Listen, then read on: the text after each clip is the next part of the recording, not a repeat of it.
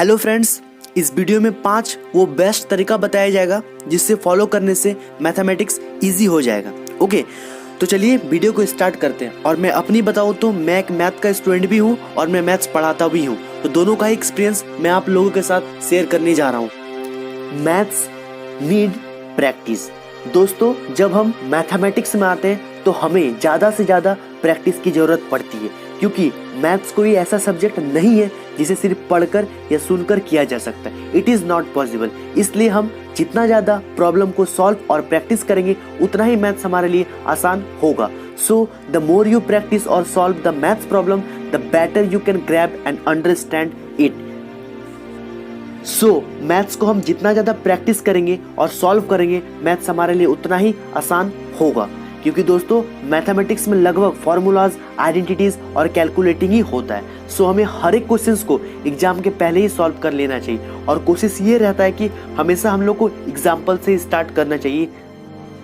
Try to understand your doubt. दोस्तों, कई बार हम प्रॉब्लम को सॉल्व करते समय अटक जाते हैं और इसी कारण हम नेक्स्ट स्टेप की ओर नहीं जा पाते, और फिर लास्ट में परेशान होके, फ्रस्ट्रेट होके हम दूसरे सब्जेक्ट पढ़ने लगते हैं या फिर पढ़ते ही नहीं है। तो ऐसा नहीं चलेगा मेरे भाई। मैथ्स पढ़ने के लिए बहुत ही पेशेंस की आवश्यकता होती है। अरे कोई बात नहीं, एक बार आप बनाए नहीं बना, एक बार और फिर से ट्राई कर लो, फिर भी नहीं बना, एक बार और ट्राई कर लो, फिर भी नहीं बना, एक बार और ट्राई कर लो। लेकिन आपको ट्राई जरूर करना, कम से कम उस क्वेश्चंस को आपको 3 बार ट्राई जरूर करना है। ओके, और अगर फिर भी नहीं बनता तो यार इंटरनेट का जमाना है, यूट्यूब में उस क्वेश्चंस को सर्च करो, देखना पूरा का पूरा वीडियो आपके सामने आ जाएगा।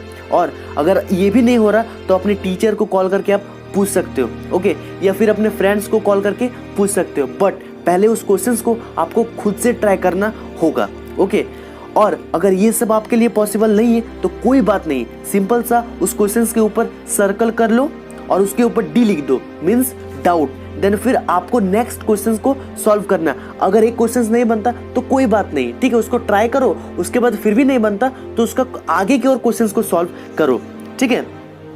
और फिर जब भी आप स्कूल या अपने ट्यूशन जाओ तो उस समय उस क्वेश्चंस को क्लियर कर लो। तो इस तरह से हम अपना डाउट्स को क्लियर कर सकते हैं। Okay, make a formula list. दोस्तों, जब भी हम लोग कोई ऐसा चैप्टर पढ़ते हैं जो फॉर्मूला रिलेटेड है, like algebra, trigonometry, volume, surface area, तो इस तरह से चैप्टर में फर्स्ट ऑफ ऑल सबसे पहले हम लोग एक चार्ट पेपर में उस चैप्टर का जितना भी फॉर्मूला है उसको अच्छी तरह से लिख लेना है, और आप जिस भी रूम पे पढ़ाई करते हो वहां पर कोई भी एक दीवार पे चिपका देना है। इससे क्या होगा कि आप जब भी सोते हो, यानी सोने से पहले एक बार उस फॉर्मूला को देख लो बढ़िया से, और एक बार सुबह उठने के बाद उस फॉर्मूला को एक बार देख लो। इससे क्या हो कि आपको फॉर्मूला बैठ के पर्सनली याद नहीं करना पड़ेगा, आपको क्या रहेगा, माइंड में उस फॉर्मूला को क्लियर रहेगा, और जब भी आप कोई उस तरह से उस क्वेश्चंस उस चैप्टर रिलेटेड आप क्वेश्चंस को करो तो आपको आसानी से उस चैप्टर को कर सकते हो। तो इस तरह से हम लोग फॉर्मूला को आसानी से याद कर सकते हैं।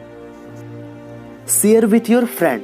दोस्तों, अगर कोई चैप्टर या फिर कोई एक्सरसाइज आपने करके रखे हो तो उस चैप्टर या फिर एक्सरसाइज को अपने दोस्तों के साथ शेयर करो, जिस दोस्तों को उस चैप्टर या फिर उस एक्सरसाइज की जरूरत है।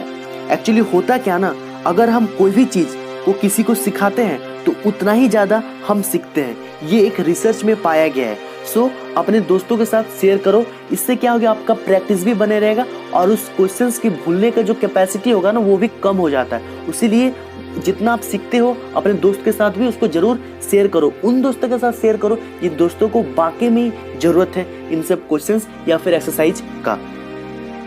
Maintain rough and fair copy.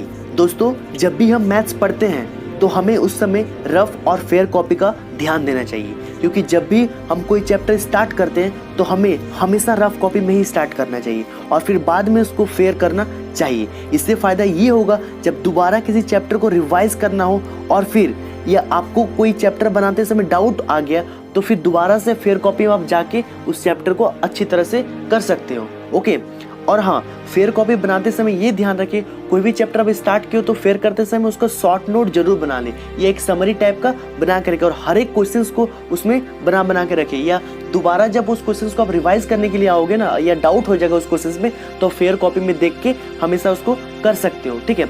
और हाँ, फेयर कॉपी जब भी बनाओ तो एक प्रॉपर तरीका से फेयर कॉपी को बनाओ, 3-4 टाइप्स का पेन का उसमें यूज करो, ठीक है। इस तरह से फेयर कॉपी हम लोग बनाते हैं। तो चलिए इस वीडियो को यहीं पर समाप्त करते हैं। वीडियो अगर पसंद आए तो लाइक शेयर एंड सब्सक्राइब जरूर करना। जय हिंद, जय भारत।